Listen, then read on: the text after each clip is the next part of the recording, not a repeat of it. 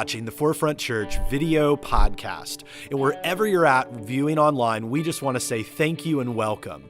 And one of the ways that we can help connect with you is we want to hear from you and where you're at and how we can help.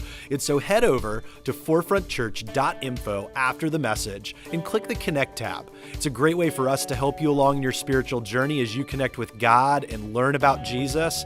And so sit back, relax. We hope that you're challenged and encouraged from today's message.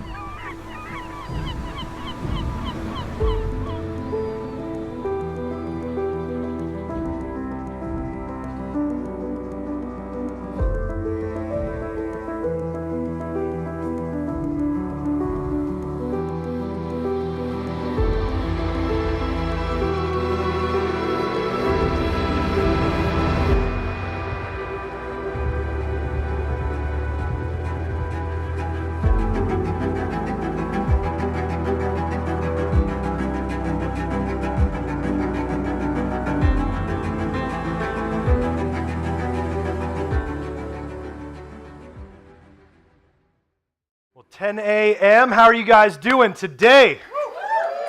Everybody online, we're glad you're hanging out with us via the ceiling cam. We hope that maybe you guys will join us live one day. We hope that's in your future. As we head into 2018, it was really great to do everything online, but I'm tired of snow, and I'm thankful that we get to be together as we continue this series, How to Survive a Shipwreck. And if you have a Bible, we're going to jump right in.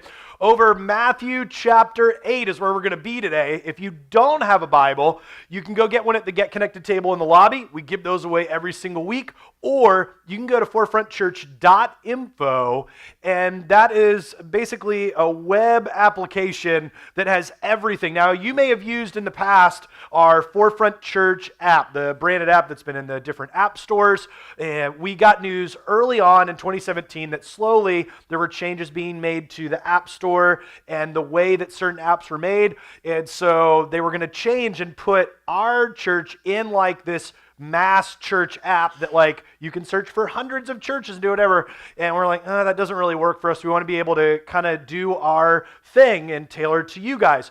And so save forefrontchurch.info to your phone. You can just save it to your home screen or whatever, and you can use it just like you would a mobile app. And has everything there. Click the Notes and Bible tab, and you'll have everything that you need right there for you. Those resources, all of them are free. We want you to be able to engage your faith, not only when you're here, but when you're not here as well. And so there's great ways to do that. One of the cool things, and I help people out, when they go on and they click the Connect tab, you can actually go, and during the week, if you go, man, I have a question or I have something going on, you can email the staff. You can even text the staff. There's a text us button right there.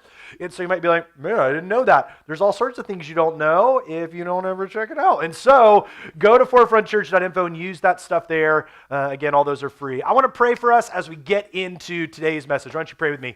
God, I thank you. You are amazing. It's nice and warm in here as opposed to outside where polar bears and igloos are. Man, God, thank you. I know sometimes we need cold weather, sometimes we need warm, but the fact that we can be together, whether it's online or here in person, we are thankful for that. And we're thankful for your love, your grace that you send to us through the person and work of Jesus Christ, your Son. And it's in his name we pray. Amen. Now, we started last week in our series, How to Survive a Shipwreck. And we looked at this idea that, well, it's inevitable. Shipwrecks are going to happen to each and every one of us. It's something that they're impartial. It happens to everyone, but they're temporary. which is great news for us. And for you, you may have little shipwrecks that have happened in your life or they're happening right now. Some might be larger than others. Like Brandon mentioned with the snow and being away, we all experienced a little bit of a shipwreck. If you're a teacher, maybe you were like, nah, I'm glad there was a shipwreck. I know some of the teachers are like, yeah, send all the snow. I don't know about that. I was losing my mind as we were just like, it just changed plans. And it wasn't the way that we wanted. Like, for instance, this was the view out of our back window. We had over 12 inches in the Kempsville area of snow. I measured it in multiple places to make sure. And then you flip over to the next one. This is a view of our house. I couldn't get my little car. It started snowing on Wednesday night. I just was able to get it out for the first time this past Friday. So over a week, because it was like, it's too low. It just can't go anywhere. Got my van stuck. That was fun. Had to trying to get out of the driveway just to see civilization. Got it stuck. My wife sat in the window and watched because it was warm inside. And we were trying to get it out and push it. Finally, she comes out there because she's like, you men can't handle it. I'll get in the driver's seat and I'll eventually push the van out. And they loved it. I was going insane. I wanted to see people. I wanted to see you guys. Well, I wanted to see you guys. And I wanted to get out, do anything. I wanted a cheeseburger. I eventually got one. I got one. It was pretty exciting. And there's those moments. Now those are little. That's a little inconvenience. And in first world problems, that's not that big of a deal. For some of us, my wife joked, like, you turned into like a sad 5-year-old. I did. But life goes on. You see, because shipwrecks are temporary. And for anybody who's praying for snow on Wednesday, you and I can share some things, all right? The rest of us are going to pray for none. But what about the big things, okay? Like the big shipwreck moments. And that reality is true for every one of us. And they seem to come in waves on how do I survive this shipwreck when life has handed me some things that are extremely difficult. I think the prayer that most people pray is this: God, I don't want chaos, but it keeps what? Happening. And it does. It comes in wave after wave after wave. And I'm a visual learner. Studies show that 80% of people are visual learners, only 20% are audible. And so we really try to make sure that as we teach, we also can use things that are visual. And so I just want to take this out that this is you and I. This is all of us. Now in the new year, it's a new year, new you, resolutions, all the things, right? And so what are some of the things as you and I jump into a new year and you kind of have that reset button? What are some of the things that people have they make New Year's resolutions? What are some of the resolutions that maybe it's not you, maybe it's other people, wink, wink, that you've made, that people make, you make in the new year? Weight loss. Everybody's like, I want less of me in the new year. Yeah, like most people have that kind of goal. They just want to I want to get, all the gains. And in the beginning, right after the new year, the gym is packed. And then what happens by the end of the month in January? Tumbleweeds, nobody's there. It's just one dude getting all the gains for Hampton Roads, right? What else? What are some of the other, the goals? Organize. Yeah, if you were in the snowstorm, you're like, I could just sit here and watch Netflix and nap and bake, or I could organize. And you go crazy. You're like, in this new year, I'm going to get more organized. I'm going to have a planner. I have this notebook that I'm going to do. What happens? By the end of the month, you filled out one page. You're like, well, it was good to go. Like you get to the summer in your calendar that you're going to write all the things on is still sitting on January. You haven't even looked at it. Some of y'all are like, actually, my calendar's sitting on January from 2017. Yeah, who uses a calendar? What are some other things that you set goals on? Ooh. That was one of the number one answers last service. Save money. Yeah, I want less debt. I want no debt. I want to be able to accumulate that. I want, we get into this thing. We want less clutter. We want to have more money, less debt. We want to have less of ourselves. We want everything to be a little less in the new year. And so we have this life that we live and we're trucking along. We want everything to be great. And so we toss all of those things in here. I want to lose weight. I want to do these things. We set goals. And there's nothing wrong with goal setting. I actually think it's amazing. Most people, when you don't say it out loud, when you don't post it, when you don't talk about it, chances are you won't even achieve it, even remotely. But then we get in there with our goals, and well, we want to do it on our own. And so we go, all right, I'm going to do this. I'm going to get organized. I'm going to save money. I'm going to lose weight. I'm going to do all these things. And then a freak snowstorm happens. You can't get to the gym, right? Oh, you can't do all the things that you wanted to do. And then a shipwreck happens. And then you're like, no, I think I got it. I think I'm still good. No, you ain't good, Jack. Right? And then you're like, I think I'm going to make this. And then another storm and shipwreck happens. You're like, oh, that's looking a little rough. We're only a weekend. Why? Well, statistics show that even by the end of January, Gallup poll shows that 98% of people have already broken and completely given up on the goals that they had set. 30 days.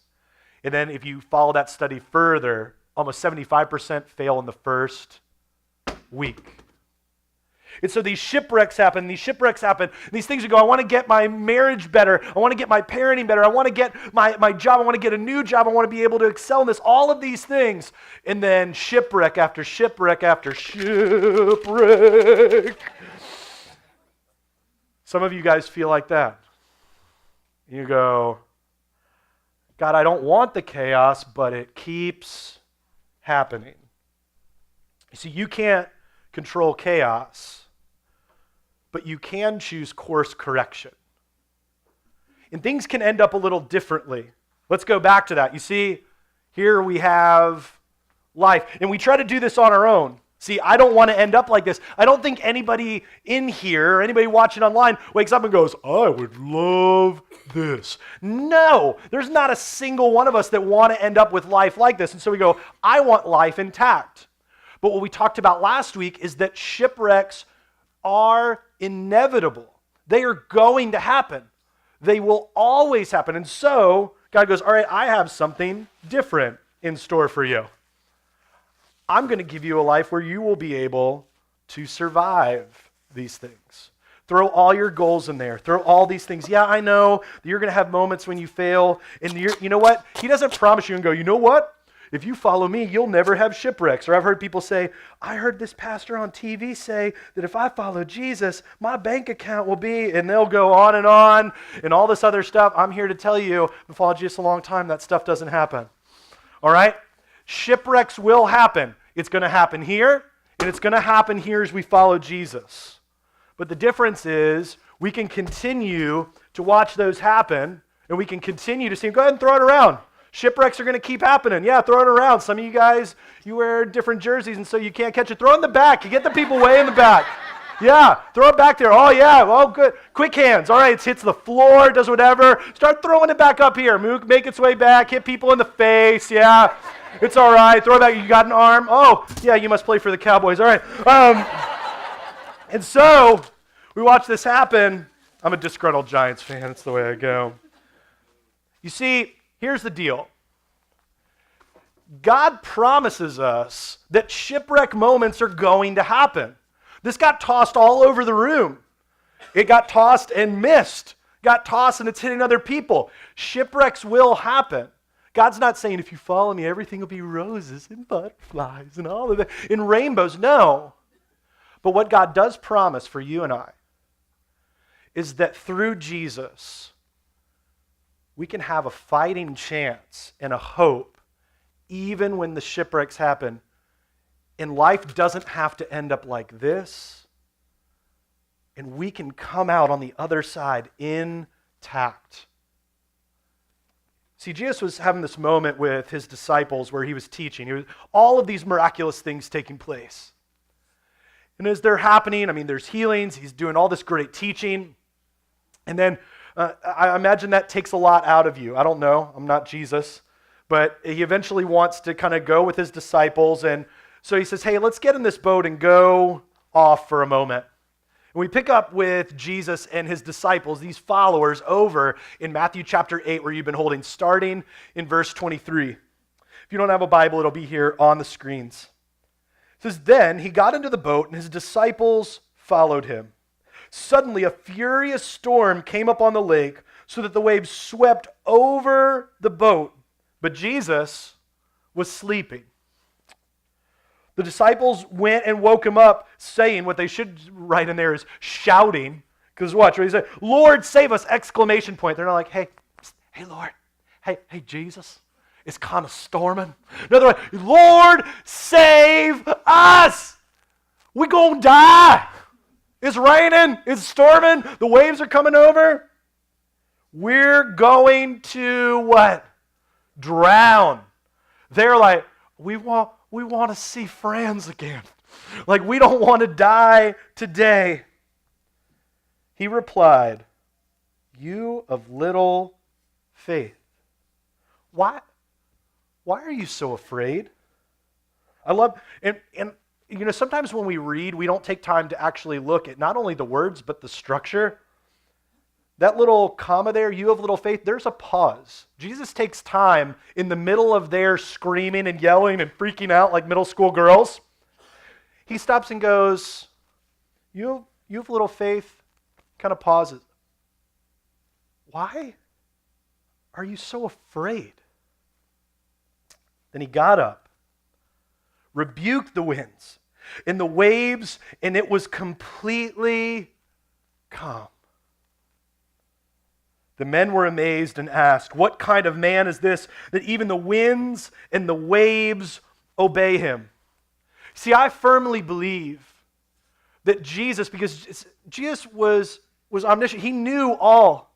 I believe Jesus led them into that storm, knowing that they would be okay, but led them into that storm to teach them a bit about the character and movement of him as he went through this life, to show them what God is truly like, that God can bring peace in the middle of your and my storms and shipwrecks. To let them know who is in control. They had watched miracles, they had seen signs and wonders by Jesus, and then they get in a boat and things get crazy and they're, oh, Jesus, I'm going to die. And he's like, why are you so afraid? Don't you know that I've got this? Don't you know that my Father has sent me and that this is going to be okay? And he sends the winds and rains to stop. Then they're like, whoa. Who just says these words and it's calm? It's like when you're watching kids and you can't get them under control, and then somebody walks in and they just look at them and all of them like, you're like, whoa, what'd you just do? Got like some magic powers or something? Jesus walks in and he calms everything. You see, my hope is that if you don't get anything else, when we look at this life or we look at this, is that you and I choose this. Now, don't try to pass the buck. Well, I understand. Now, don't hear me wrong in this. You've had moments in life that were handed to you that you couldn't control. But how you respond to those moments, those shipwrecks, is something that you can choose. And so, in 2018, may it be the year that we trust Jesus and not pass the buck and go, oh man, my childhood was. Oh man, my work is. Oh, my marriage is. Listen, there are things that happen to us, but we can control how we respond and how we move forward. And when we wake up each day, we can choose how we respond and stay the course. And Jesus is the only one that can bring calm into the chaos, into the shipwreck moments of your life and mine.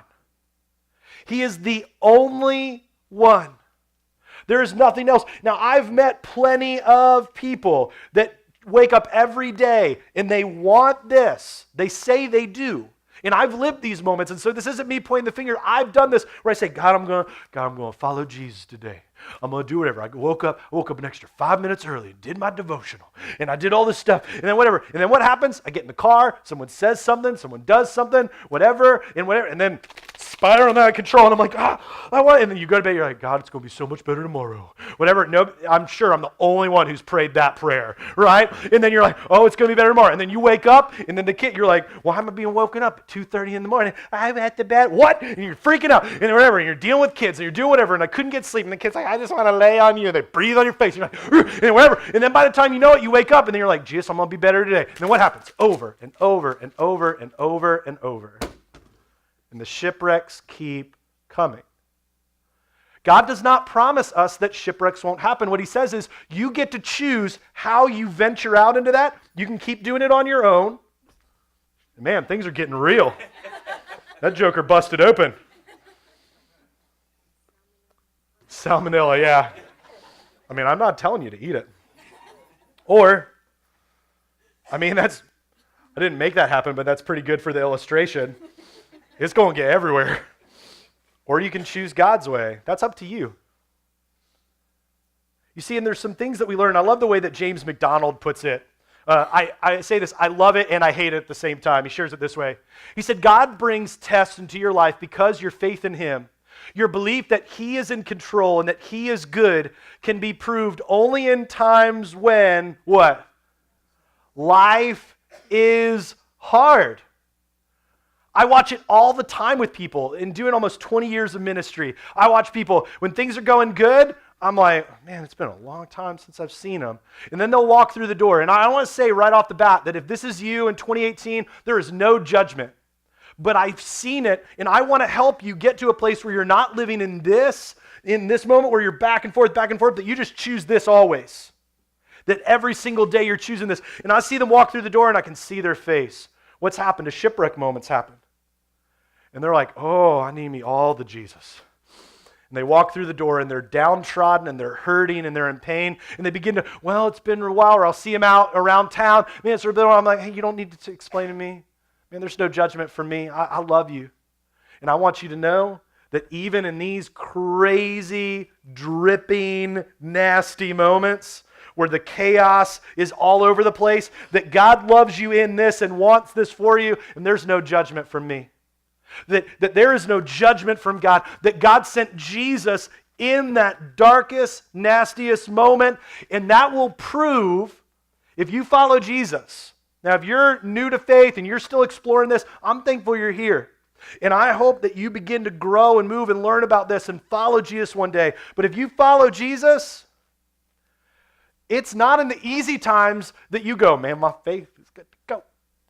No, it's in the hard times that it proves when the rubber meets the road and the shipwrecks happen, when someone hurts you, when they offend you, when they ravage your life, or you make a choice to do it on your own, that's when you'll find out. It's find out when life is hard.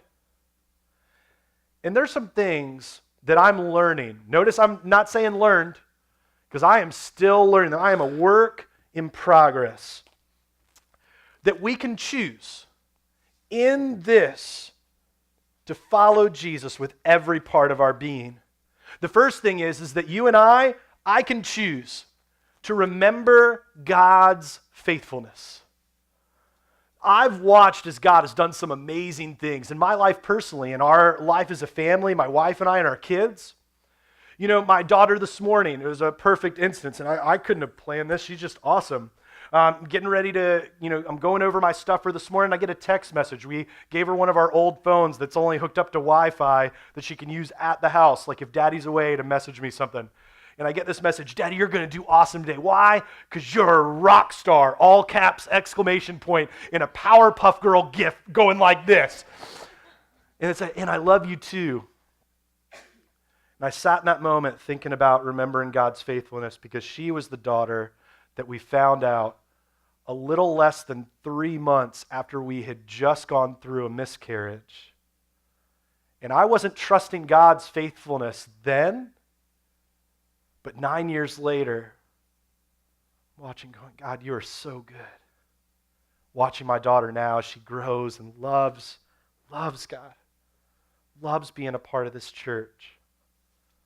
I watch as my wife, we've had things even in this last year. I had a mild heart attack that doing good for other things around, but I wasn't really trusting God when all of it was going down. I don't know if you've ever been through one of those. That'll sink you down into Jesus real quick. My wife, when we went apple picking, talked about this. She hurt her ankle. We were just there 10 minutes, breaks her ankle, has to have surgery. There was a moment there on the top of that hill we weren't going, God, you're so good. No. Our daughters were asking, when do we get the ice cream? My wife's like, can we go to the hospital and fix this thing? But now on into 2018, we look at it and we go, God, you are faithful. You're moving through that, and she's better on the other side. God, in his faithfulness, rings true always. I love the way that he shares these words. In John 16:33, I have told you these things so that in me you may have peace. In this world, you will have troubles. You will have shipwrecks. But he promises that's going to happen. But take heart. I have overcome the world. I have given you a way to move through it and not just survive, but thrive, because it's going to happen. And I can tell you personally that God has never let me down. I've watched it in other people's lives. You may say, Jason, you don't understand my circumstances. Okay, tell me your circumstances. And I would tell you the world has let you down, people have let you down, life has let you down, and there have been shipwrecks from all of those angles, but I can promise you that God has never let you down. You go, well, where's God in all this? I would say, let's go back to that James McDonald quote. Is there may be a chance that you've been operating in this on your own and you think you can do it and life's a train wreck? You go, I don't understand why it's a train wreck. And I go, okay, I kind of get it, because God gave you a plan and you're choosing to go a different route. You decide to go out in a pontoon boat. I'm choosing an aircraft carrier. Fine. You want to go out on the open sea in a pontoon boat? Good luck, bro. I want to choose one that can give me hope and protect me, keep me safe, and help me to thrive. He keeps his promise. The second thing that you and I can choose, and this one's heavy, is I can choose to renew my commitment to follow. Now, if you're a follower of Jesus, don't hear me wrong, but don't think this is for the person sitting down the row from you or around the room and not for you. God calls you to daily faithfulness and holiness in the way that you act, in the way that you speak. Don't go, it's just kind of who I am, whatever. I meet people all the time. They're like, hey, what do you, I'm a New York fan, whatever. I meet people from New York, and they're like, it's just the way I am, kind of rough around the edges from New York. And I'm like, but do you follow Jesus? Well, and they'll go into a thing. No, you can daily commit to follow Jesus. And in the middle of these shipwrecks, in the middle of these storms, we have the opportunity to follow him. I love the way that Paul, this guy we talked about last week in the message, shipwrecked, jailed, prison, beaten, all these, like his life was a crazy movie. He shared in Philippians, now I want you to know, brothers and sisters, that what has happened to me actually served to grow me and advance the gospel, advance the kingdom of God, advance the good news. What he's saying is, I've been through all this stuff, and God used it in the lowest moments, like in that James McDonald quote, to lift me up and teach me what is true, that to refine my commitment. And there's a few things that I strive to do. I don't always get it right, but I strive to do to reinforce this following God piece. And I wrote them down here, that I would choose to focus, pray, and immerse myself. That I would focus on God. There's plenty of, you can focus on things that lift your relationship with God up and other people up, or you can focus on things that do not matter. Like Golden Globe speeches don't matter, okay? I don't care, but you didn't understand. Nope, they don't matter. They don't matter one bit. Oh, well, I watched this celebrity thing and what happened. Nah, don't matter. Don't matter. But Jason, you don't understand. No, I do understand. There's a God, and there's a Jesus, and there's a heaven, and there's a hell, and there's a Satan, and there's things that matter, and there's things that don't. That don't matter. And so I'm going to focus on things that matter, and things that don't, I'm just going to push to the side. The next thing that I try to do is I try to pray regularly. And I'm not talking about praying before a meal and praying when you wake up that you don't have a day like you had yesterday, okay? Or praying at the end of your day that was bad. God, I promise, and you make that promise. God, if you make tomorrow better, I promise. Fill in the blank. Or that prayer that you pray around any sporting event. God, if you just let my team win, I promise that I'll. Yeah, right. You show me a strong prayer life, and I will show you the difference between this and this. It is very telling when someone looks at this life and this life who really prays and connects with God and who doesn't. I'm not guilting you. I'm telling you, you want to connect with God, you want to thrive in life? Well, one of the ways that you do that and foster that connection is by prayer. And if you're like, man, Jason, I don't even know what to pray, message me. Use that text us button in that forefrontchurch.info. Say, Jason, I have no idea how to pray. We'll send you some stuff. One of our staff members will help you out in that. And the last thing that I do is I immerse myself in this. I'm not saying I live in a bubble, a Christian bubble. I love going out and doing things all around our city, wherever I can, whether it's here or in other states, travel, whatever. But I immerse myself in this. Saw some of our friends from our small group. I was like, pray it don't snow on Wednesday. I need to see your faces and hang out with you. Like, I don't want to look at these walls. I love my kids, but I want to send them upstairs so we can have adult time about God and life. I immerse myself in that because I need it. I'm an introvert who needs relationship because God built me for a relationship. And God built you for a relationship. And we need to be able to immerse ourselves in a way that God can begin to thrive in how we follow Him. And the last one, and it's the one that I get the worst and forget the most, is that I can choose to ready myself for the future God's promised. So many times something will happen. Maybe it happens to you. I won't overlay that on you, but I know it happens to me. God, I know you're faithful. I know you're true. I'm going to follow you. Then what happens? I drive my kids to school, and one of them does something just dumb, okay? Because they're kids. They do dumb things. Throw a drink out the window. My sippy cat, whatever. They forgot their lunch. That throws the whole schedule off. Got to run back, dropping all these kids off at different places. Then get to work. Something happens. Something heavy at work. Whatever. All of these things take place. Drive home. Somebody cuts me off in traffic. And derails me, and it's funny how that works, that these little pieces can really derail us from, like God all of a sudden is not going to deliver on His promise because somebody got our order wrong in the drive-thru. But yet we were like, oh, it was the end of the world. I got it home, and it was awful, or that person cut me off, and I'm so mad, or my kid did this, and it's just wrecking me. God is not derailed by fast food meals that are mixed up or teenage angst or someone cutting you off on I-64 or someone that badmouths you at work. God's promise rings true always and forever. Forever. And there are times in your life and in mine where we forget to really just sit and thrive in the promise of the future God has for us. When we call ourselves believers, when we follow Him, when we have been baptized, when we just go, God, I am about you. God goes, I have a promise for you no matter what happens, that even when you fall short and things just go haywire, I'm always here for you. You can always come back. He doesn't cast judgment, He casts grace. He says, all right, let's walk it out like this together again for the second, fifth, 100th time. See, Jesus is the only one who can bring calm into your chaos.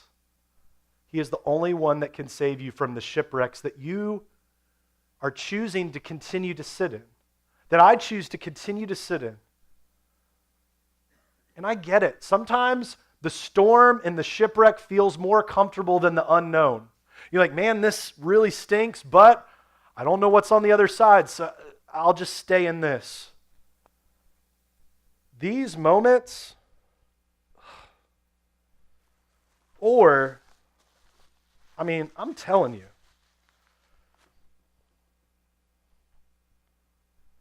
you, and no one can guilt you or make you feel bad or whatever to choose. Man, that's gross.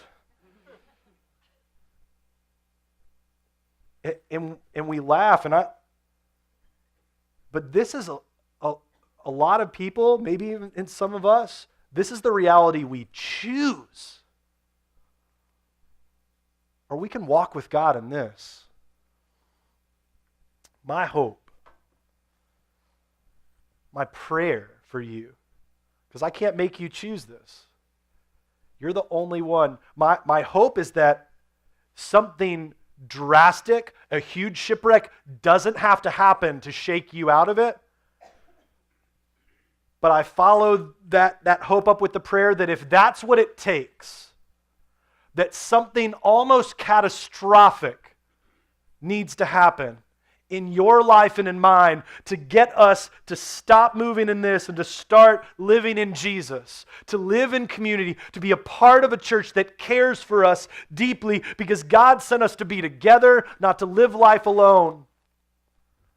That if God needs to send that shipwreck, that he would do it, and he would do it today. Some of y'all are going to be mad emailing me. This happened in my life. You prayed that it would be like, it's because you kept choosing this. But I could tell you story after story of people that chose to surround themselves with God, and they keep walking out. They put their life with God, and they have these moments where they just go, God, you're so good.